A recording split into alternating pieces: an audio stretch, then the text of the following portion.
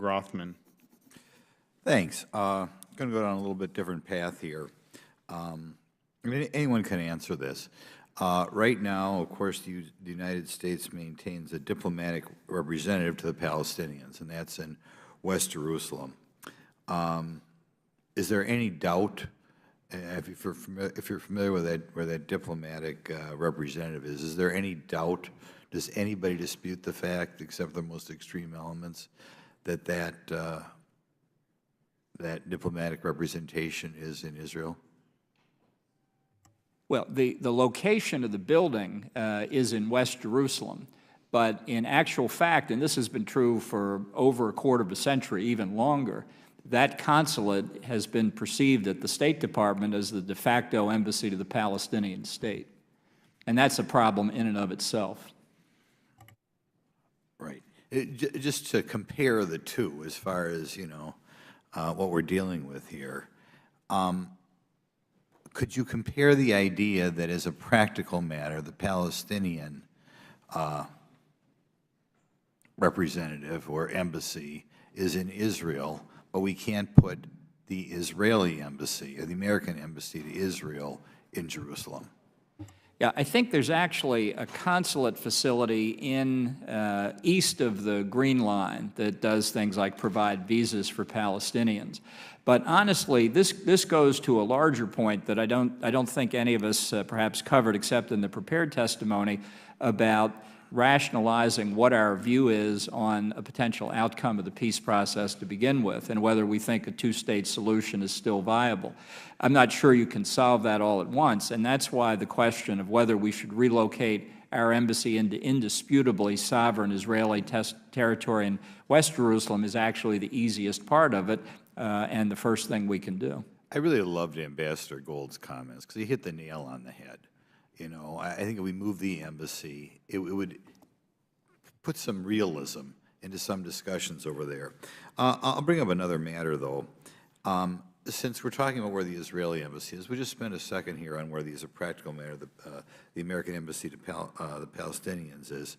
Do you think it would introduce a dose of reality if we move that embassy or representative, whatever you want to call it, to Ramallah, rather than put it in Jerusalem? Does that also, the fact that that building is in Jerusalem, does that also kind of encourage this lack of common sense or lack of reality in the region? Well, I think others will want to comment on this, but I think we need to revisit the entire concept of having a kind of permanent de facto embassy to a Palestinian state that doesn't exist yet.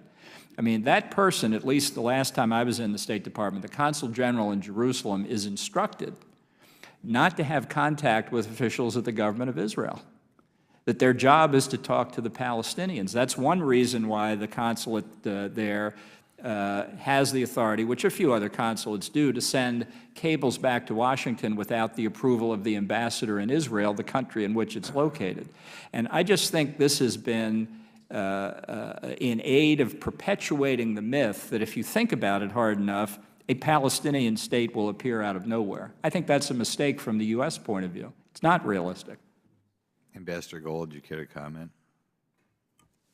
Well, if we take some of the principles that Ambassador Bolton has put forward about where embassies are located, I think he's right. Ambassador Bolton's correct. We don't have yet a political solution to the Palestinian side.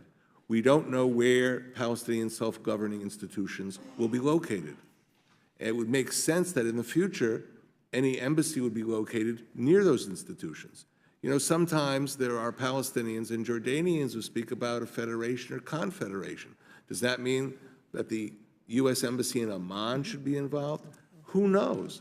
But we're not yet at a political solution, so it's a little premature to start saying where the U.S. Embassy representing U.S. interests to the Palestinians should precisely be. Okay, but in the status quo, just to reiterate what you said, in the status quo, as long as the U.S. Embassy is not in Jerusalem, it kind of implies that that could become a permanent state of affairs.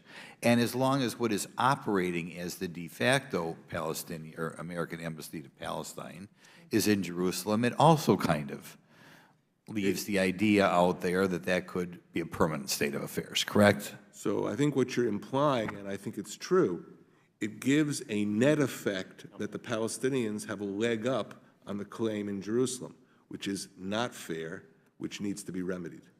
Correct. Thank you very much.